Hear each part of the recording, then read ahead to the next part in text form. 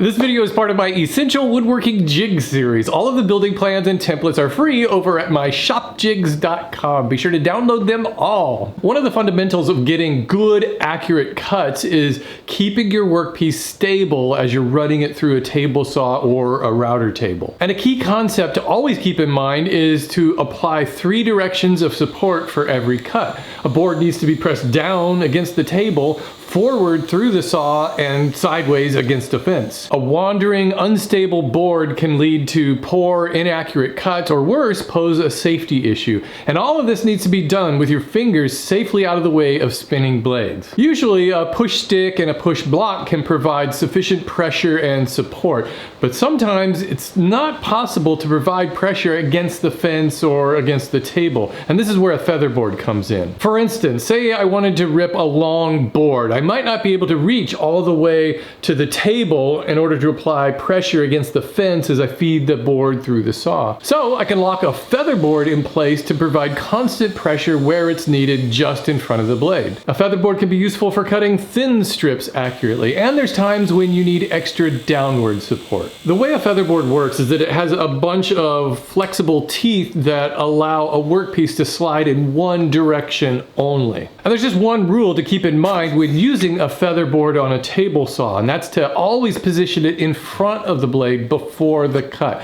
If you position it even with the blade or behind the blade, it won't be applying pressure against the fence, but rather the saw blade itself. And this is going to do nothing to improve your cut and can cause the board to pinch the blade, making it an unsafe cut. On a router table, you're free to position a featherboard directly in front of the bit, since a router doesn't cut all the way through the wood. Once you have a featherboard, you're going to find all kinds of specific uses for it on a case-by-case basis as the need arises. Use it anytime you think that your workpiece might not be fully supported. Naturally, like everything else in woodworking, there are all kinds of featherboards that you could spend money on if that's your thing. But where's the fun in that? Making your own is just so easy and it's inexpensive. In this video, I'm going to show you how to make 2 different versions of a featherboard, a super simple one and an extra fancy one. You just need a small piece of lumber to make a featherboard. You want to use solid lumber. Don't try to make these using plywood or a different type of sheet good.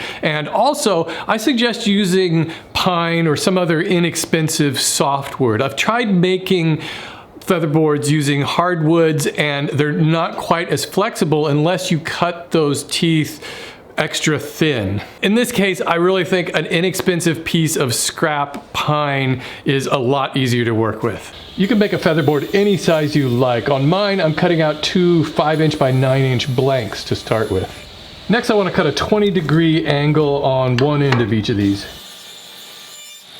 You just want to make sure that it's long enough so that one side reaches the blade and that the other side can be attached to your miter slot. That difference varies from saw to saw. Here I'm drawing a line parallel with that mitered edge.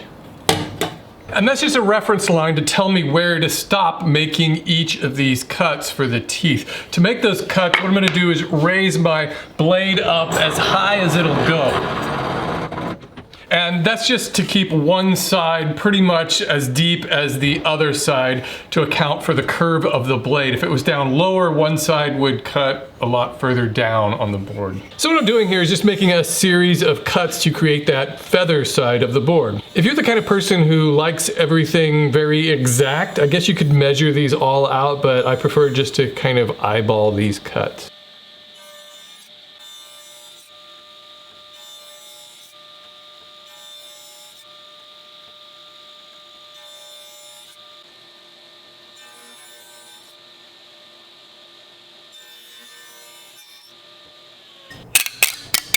So here's what I'm talking about. This side here goes right to the line, and on this side, it just cuts down a little bit deeper. And all of these teeth are a little bit different thicknesses. It doesn't really matter as long as they're thin enough that they have some flex to them. So in its most basic form, you could just stop right there and use this as the featherboard. You would just need to figure out a way of clamping it to your table saw whenever you wanted to use it, and that poses some problems of trying to get a clamp around that way. The solution would be to make this extra long so that you would be able to clamp it over on this side, but that's not an ideal solution because whenever I've done that, it's not quite as stable as if you have it clamp down closer to the blade. So the solution here is to use your miter slot. This is a pretty standard width miter slot, and it's also got this little T slot in the bottom of it, and that's so things like my miter gauge don't come out. They ride inside of that. Some miter slots are a little bit smaller, and you can get away with using these types of T-head bolts. These are also called toilet bolts. They're for holding your toilet down to the floor. And it would fit in like this and then grab that. But obviously these are too small for this type of a miter slot. These are called elevator bolts, and there's just a bolt with a super wide head on it. This is a 1-inch wide head that fits perfectly down into that slot. So this works out really well, and then what you would do is run it through a hole in your featherboard. You would attach a washer and then some sort of a knob. You can buy these star knobs like this to crank it down tight, or you could just use a wing nut if you wanted to save some money. I picked up these at the hardware store for about $1 each. Another common solution is this kind of expanding bar. And so what it has here is it comes with this bolt that goes into there like that. And it's got a little raised area on the head of that that will grab inside of there so it doesn't spin. And what happens is when this is sitting down in here and you tighten it up, these two sides of it expand outward, creating pressure and holding it down. So you don't need to use that T slot in there. And that works the same way. It comes with all of these pieces. It comes with the washer and the star knob like this, and you would just tighten that down that way. This is the kit that I got on Amazon. It's just called Jig and Fixture Set. Comes with 2 of those, and it was only $9, so it's a pretty reasonable way to go. I also experimented with making my own version of this just by using, you know, this kind of a screw and a piece of wood in the runner with a slot down it so that it would expand out as the head of this went into the wood. The problem there is that it needs that little notch thing on there to grab at some point. Otherwise, when you try to tighten it down, this just spins and it never tightens up. So I've seen people use a system like that using just a screw, but it requires a little bit of machining, a little bit of extra work. I just don't think it's worth it when you can buy one of these things for $1. And finally, there's magnetic hold downs you can buy, which is just a powerful magnet that'll let you attach your featherboard anywhere you want on your table saw. Those work out really well, but they are more expensive. I'm gonna have 2 slots on the featherboard running here and here. And I'm gonna draw those out on this side just so I know that I can keep clear of where these end, since these go down further than they do on this side.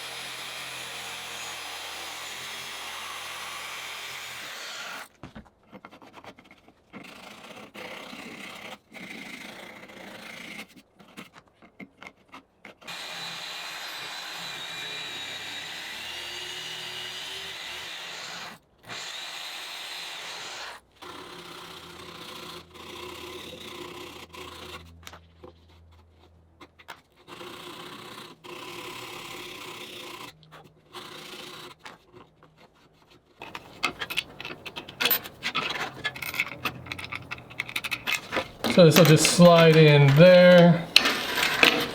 And then I can adjust this wherever I want. So let's say I want to cut a very thin strip here. I could clamp that down. Then this will slide up like that and clamp down.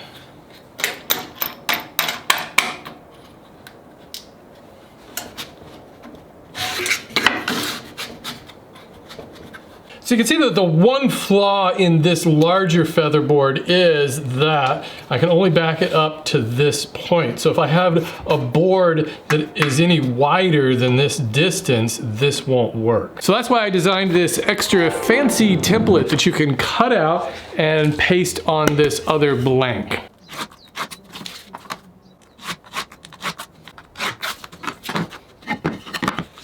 Then I'll attach it to the board using spray adhesive.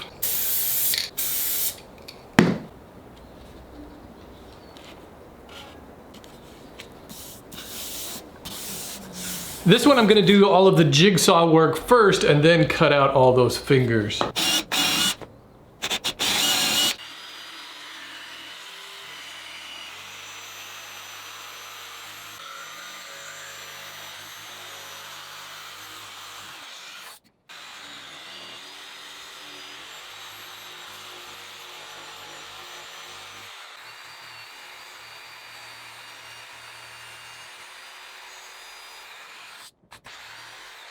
This template will probably come off when I try to cut this on the table saw, so I'll just go ahead and peel it off now. Let's see. Just know that I'm going to draw the line here to right here.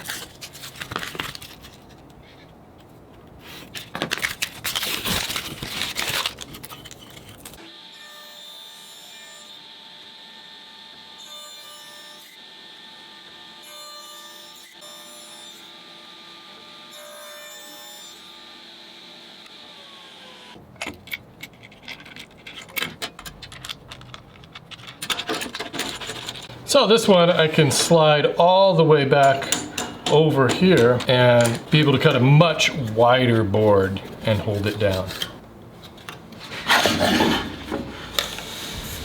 When you need to use your featherboard for applying downward pressure, you may have a problem with your rip fence just not being tall enough. There's just not enough room to clamp this to it. There's a lot of different ways of dealing with this problem. It just kind of depends on your fence and your saw. What I like to do is attach my sacrificial fence first. This is just a piece of plywood with some holes that I've drilled into it, and I've got these specialty clamps that go into those holes and then clamp around the fence like that. I'll leave a link down in the description where you can find these. And then what I do is just take a wide piece of plywood and screw it right in place.